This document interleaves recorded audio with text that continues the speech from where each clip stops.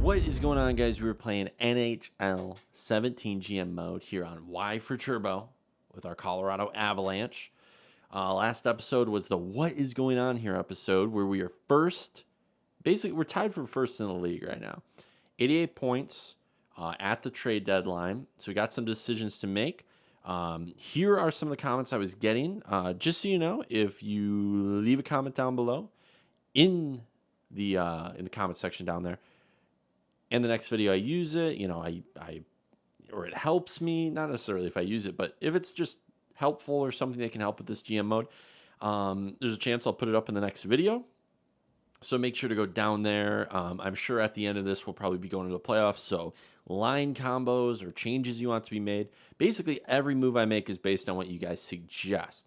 So one of the biggest things was a couple different changes to the actual lines, like how to, you know, shake them up, move them around, because Ratanen's not really doing his work.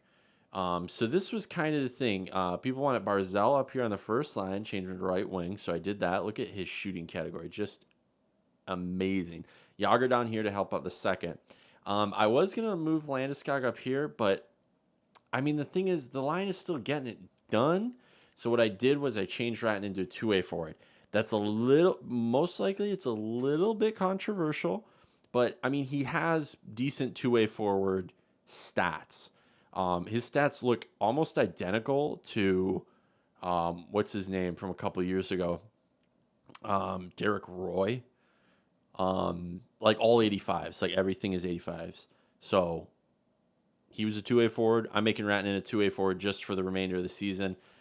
Try not to lean on him too heavy for goals, because I think that's what the whole minus thing is coming from. And if it works, it works. If it doesn't, we'll change it back. You guys let me know. But the two-way forward playmaker sniper line, I think, would be really nice on the first line and help even that out. So Barzal's the only one shooting it. These two are just Rattanen and McKinnon, that is, are just shooting the puck, or rather passing the puck to Barzal. Second line sniper playmaker, power forward. So this one's going to be interesting. Putting Grigorenko in the center. You guys let me know that he had 74 faceoffs. I know I had mentioned that before, but I was just unsure if you guys wanted him in the center. Barzal before was there, but I think that second line was losing some faceoffs. This was our star line though, with Barzal, Landeskog, and Grigorenko. But a little shakeup might be good for the next half, kind of coming up on our shortcomings. And the other thing was the bottom six was fine, except you guys were saying Bork should be thrown out there. He's not getting it done in terms of really stopping the puck. He's just like the weakest part of the whole offense. And I agree. I mean, I don't think he's a bad player, but, you know, he is the lowest overall. So I did have a plan for that, actually. I want to keep Nieto up because he's growing. So we're not going to, like, you know, move all this around. That's not the thing. You guys are also saying Sanheim grow. The thing is, like, I'll move Sanheim up, and you guys want Bigris up there, and then I move Bigris up, and you want Sanheim up there. I don't really know what should I do. I feel like this second line is pretty good. Barry's really getting it done with Zadorov, and Shattenkirk has been really getting it done, and Bigris is growing. But you're saying Carrick's top 4 now, so he needs to be moved up. You know, Zadorov's top 4, Barry's top 4, and so is Shattenkirk. That kind of sucks, because I'd love to put Carrick up here, and, you know, I mean, he's doing really well, 12 goals, and I'm pretty sure he's on the first line power play. Oh no, he's on the second, so let's put him on the first here. Sanheim can go on the second, and then whoops, what am I doing? Do we move him up? That was the thing. I didn't really see the consensus, so we'll shift it around to what the thing is. We went on a huge winning streak with Bigris up here, so I think maybe we should ride out the rest of the season. And if it's a really big deal, if you guys are I know you were saying to watch that one GM mode, and he does get to 94. Like, yeah, I totally understand.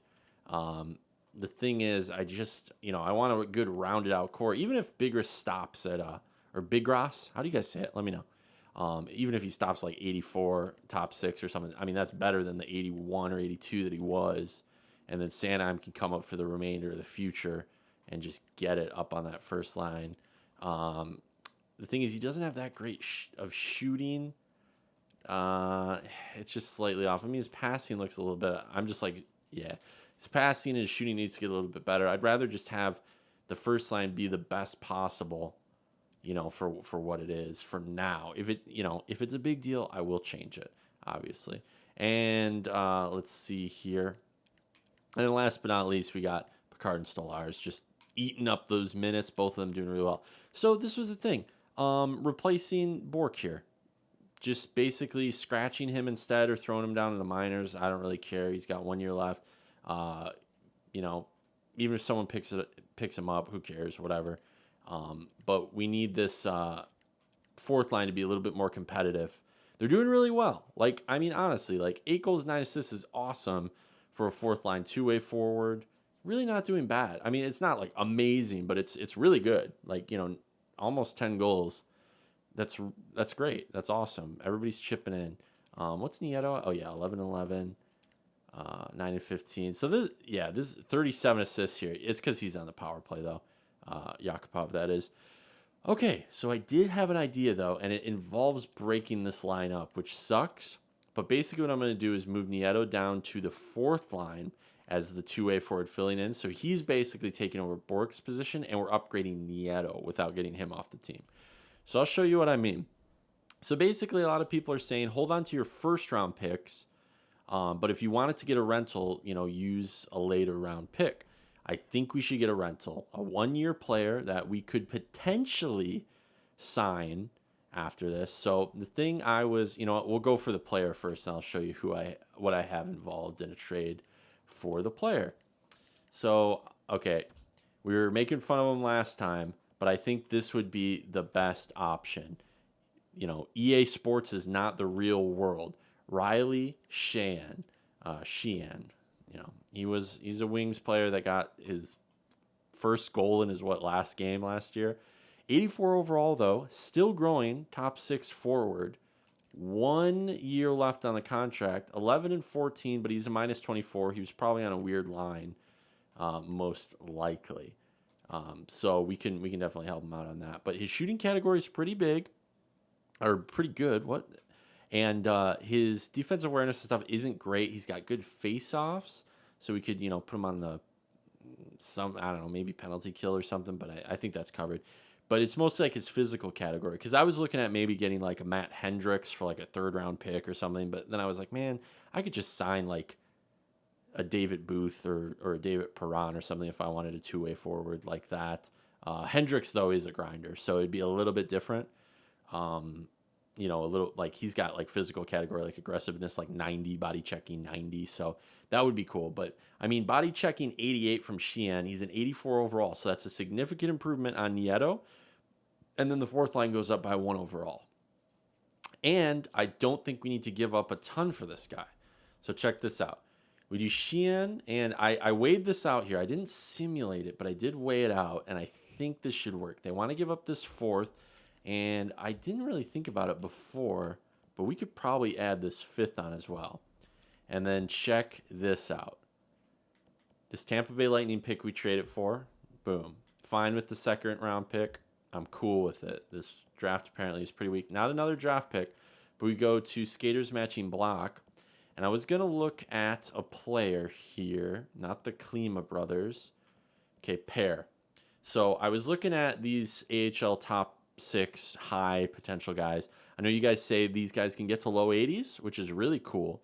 This guy is 1956 overall center power forward. Now we have this other center here in Barron, who's already 73 overall at 19. Two-way forward. I'd rather have the two-way guy who gets to maybe low to mid 80s for the third or fourth line in the future. So this is my future center. So Pere is my trade asset. 4th round pick, right? So he was 91st overall picked by us. So that makes him a 4th round pick. We get a 4th round pick back from Detroit. So we have a slightly better chance of picking up someone maybe a higher overall that becomes AHL top 6. And we get a 5th round pick. So that's basically the 2 picks for him. And then the second rounder for Sheehan, who was picked in the first round of the 2010 draft and is already 84 overall, might grow to an 85 if he has a good playoffs. And then we can decide to re-sign him because he's only got 1 year left. So he's a rental. So this is kind of a weird trade in that it's kind of going towards our future because Sheehan could grow. We get these 2 picks for this year just to kind of stir the pot a little bit. I know you guys were saying 2020 draft, but I don't think they wanted to give away anything in that just yet. So getting these is fine. And I think this will definitely lead us into the playoffs with a slight advantage. I know you guys are saying don't shake up the lines too much because it will interrupt chemistry and things like that. This is only taking Bork out on the 4th line. That's it. And there's some line shifts you guys wanted to make, but this is only taking Bork out, and we'll just scratch him. We'll use him for injury time or something like that when that comes to a head. So let's see if this goes through. I think it will because I think Pair actually puts us over a little bit. We could probably even get like one of their 6th or something. I don't want to get one of these other dudes. Yeah, I don't think they want to give... Yeah, once you get up to 2020, they don't want to give anything away. Yeah, that sucks. Yeah, I'd rather just go and grab another one of these 6th or something. I think that'd be good. And I honestly think we're really coming away with this one here. The 2nd round pick's a little heavy, and Pair could grow to something good, but everybody wants to give up something. Everybody wants to get something in this trade. So just, this is kind of what I had in mind. Let's see what they do. Okay.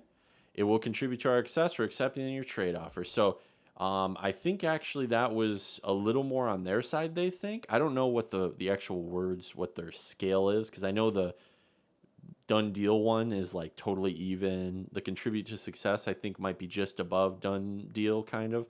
I don't really know. Let me know if that's even a thing I'm thinking of. But there you guys go. I think that's the only trade we're going to make. I don't think I want to trade for any other depth guys like Burrows or Hendricks, and I don't think we need to sign any depth guys at this point. So let's make these...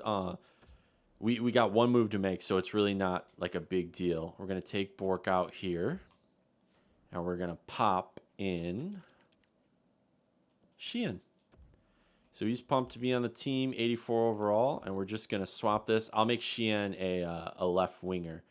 He does have 80 faceoffs, but I really want Jost to play at center at this point, and Grigorenko to play center on the 2nd line. So Sheehan's a 3rd line scoring forward. He'll fit perfectly in here. This line is looking really good, and I think this should really help. Remember, guys, let me know next episode if this is stupid and I should play Sanheim higher. We just have too many top 4 guys. I wish Carrick could go up a little bit too, but I don't want to. I definitely don't want these guys to go down because those are our big guns. They need to be on the ice. We could switch around Barry and Shattenkirk. I don't know what you guys think about that though. Barry's really doing some legit work though. Carrick is too. I mean, in goals.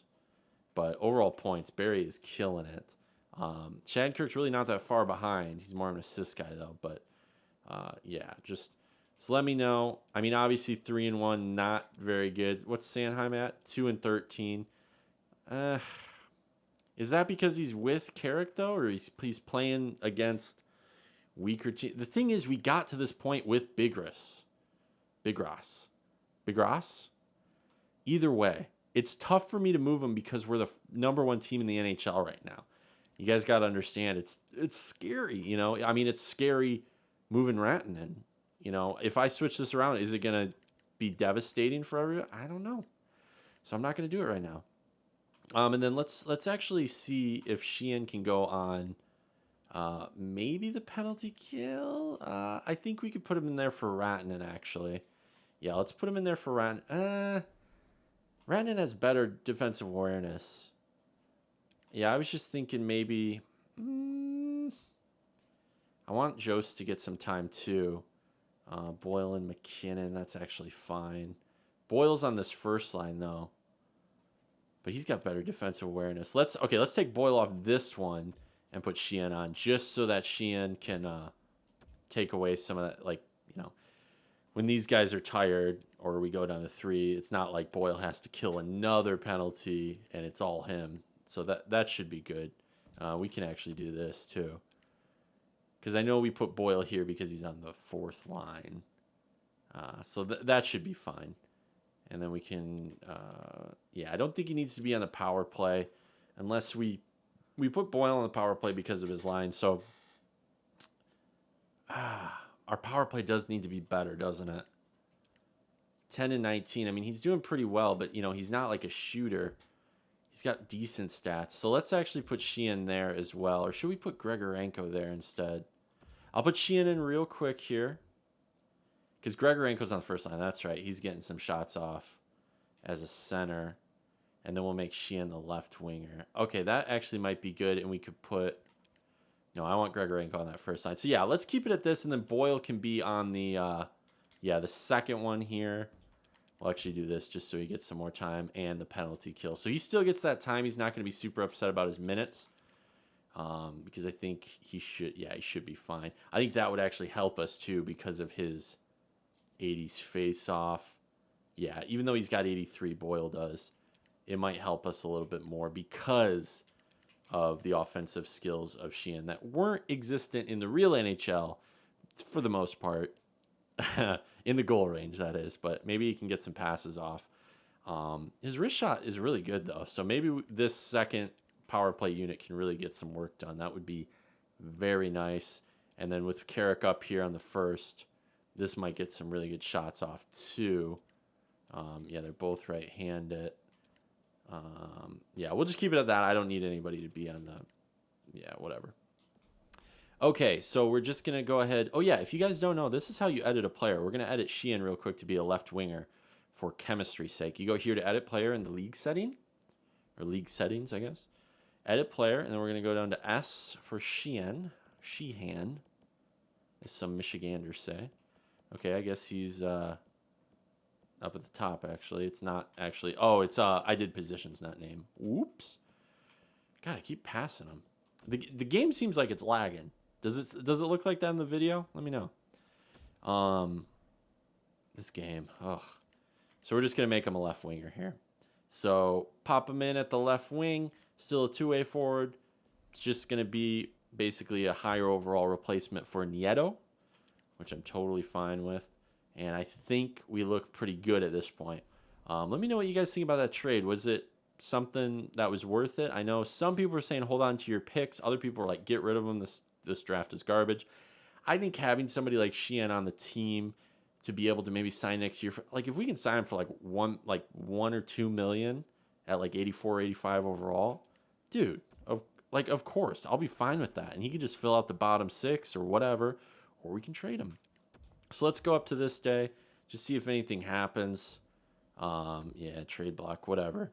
And then we're going to finish out the season at this point. Okay, we're at the deadline, so let's just go. We should be able to win 50 this year. I think that is totally doable. We get another win here against the Rangers. Let's get one against St. Louis. Yeah, nice. A shutout win. I think we can take care of these two teams here, Arizona and Florida. Ooh. That's not good. They may have upgraded their teams a little. No, actually, they're not that great. They don't have that great of records. I mean, Florida's okay, but both average teams. We really should have been able to get that win. And it's not like we can blame it on like our backup goalie was in because we have two goalies that are the same overall. 3 losses in a row. Uh-oh. 4 losses in a row. I mean, we did get a point in that last one. Okay, there's a big win. All right.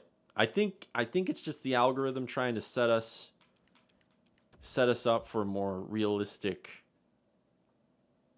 win amount. I don't really know how it works. There's a couple losses in a row too. Man, did we mess up here? Okay, if we lose one of these next two, oh no. Okay, all right. Let's make some changes. I don't think we can afford to keep losing here. I know you guys are saying, you know, oh, we're still in first. Oh, we clinched a playoff spot, so that's pretty cool. Okay. Wait, let's go back. Let's see why we're losing. Let's look at the stats real quick. It might be the penalty kill. Let's just check real quick here. Now, it's not a huge deal because we did clinch a spot, so we're going to the playoffs no matter what. But let's just go to the entire NHL. So we've fallen down to 3rd in the NHL. And I mean, Pittsburgh and the Capitals, they're super teams. Like they are totally the ones that should be up there winning the President's Trophy. But I mean, if we wouldn't have had that losing streak, we'd be up there too. You know, we're only three points away from being in the hundreds And I mean, actually, we have a game in hand against the Capitals there. They just got to 50 wins. So, all right. So let's see. Goals for per game has gone down actually with the signing of Sheehan, which is kind of weird. But that might actually also be just the moves we made. And then goals against per game has actually gone up, which is very strange. Very weird. Power play percentage looks like it stayed the same. I think it was actually right at, it went down by like 0.1, I think. I think it was at 23.4. That could have been the previous episode because I know we were at 21 at one point, at the very beginning of the season. And then penalty kill went down. Okay, it's the penalty kill. Let's, yeah, penalty kill went way down actually. Wasn't it at 83 at one point? I know it was at like 85 at one point. I don't know. I don't want to go and look back. It's not really. Okay. What do we change up here on the PK? Is it because we don't have Boyle on the first one anymore? It might be. It might be. Whoops. Or on the 3. McKinnon and Sheehan. I don't really know here. We moved Landeskog up. We moved Rantanen down. Do we do that instead and just go with it there? Because I know we had... Yeah, I think this is what we had before. So maybe that's the reason. Zadorov with Shattenkirk, that's fine. Barry went down, actually. And Sanheim, playing him there. I mean, that's not bad. We could put in Bigris instead. Yeah, I think we're going to put him in instead. Sorry, guys. Just because of the defense awareness, and then we'll keep Sanheim on this one. Yeah, we'll do that. We'll just move them back here. Okay, that should be... Why do they shift like this? Okay, I think that should be a little bit better, maybe. Yeah, I think Jost being in there is okay. I really want to play Jost above his above his minute quota or whatever. So for me, this looks good. But I mean, do you guys think I should bring in McKinnon for a couple games? Let's do McKinnon for a few games here and just see if anything changes. And you know what? We'll put Jost here on the... yeah, we'll put Jost on... No, we'll keep Jost out. He can stay on... actually, we took him off here too. So we actually cut his minutes a little bit. That's what I'm afraid of. I don't want to cut his minutes too much. I know we're playing him way above what he should be played, but he'll grow either way. I'm just worried. I just get worried. Okay, let's just try it a couple games. Let's try it for like 3 weeks, and I think that might actually be right up against the end of the season, actually. So that should be fine, and if it doesn't work, we can go into the playoffs. Yeah, actually, 3 weeks is exactly the amount. Okay, let's just... If we get a couple wins here, we get another loss. Wow. Wow. I don't know if this is just the game. Okay, there's a win against the Caps, so that's good. Winning it. Okay, there's 2 wins. I don't know if that losing streak is just the game trying to correct for whatever, but who knows? I want to get to 50. I think if we're going to the playoffs with 50 wins, that would be very nice. Let's get... Oh, God, we can't win against anybody, it seems like. Wow, what is happening? Did we really screw up chemistry that much with one trade? Huh.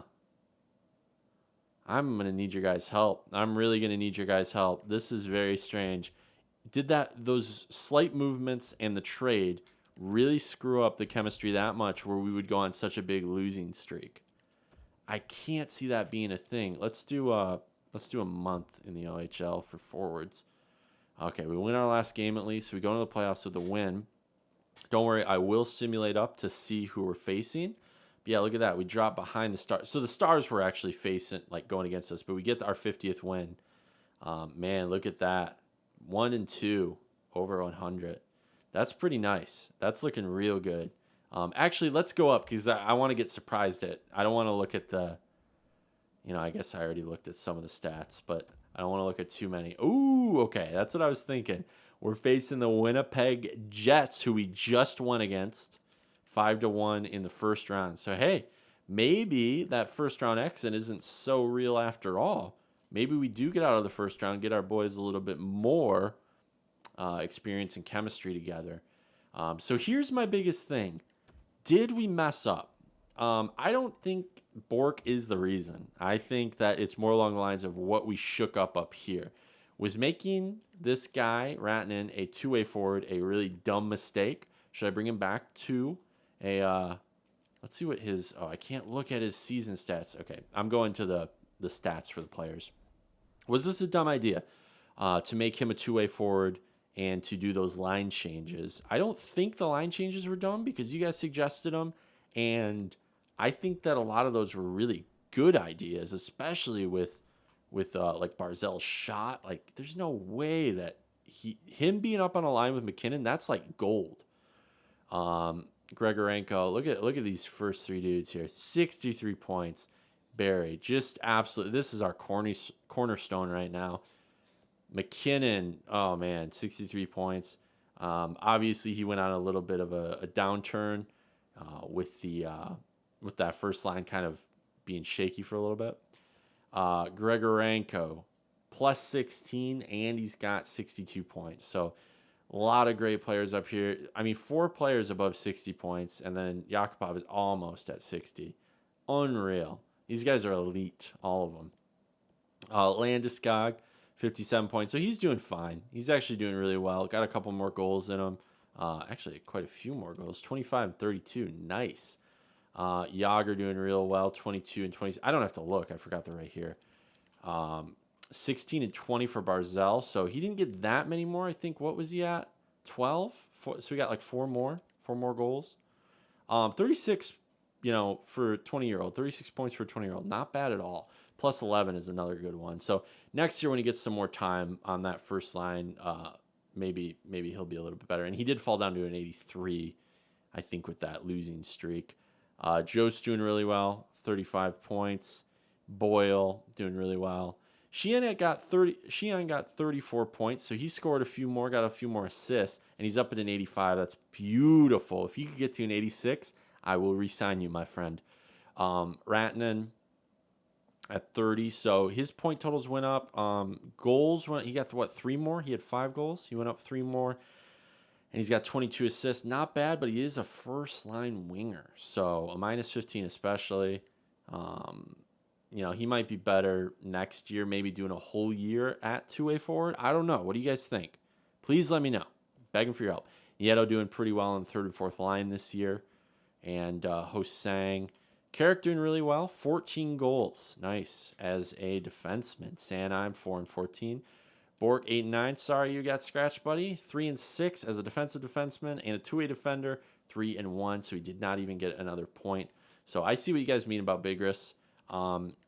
I just think, I don't know, it's kind of scary because it's like, in his stats, like especially on defense, it looked pretty good, but he is a minus 9.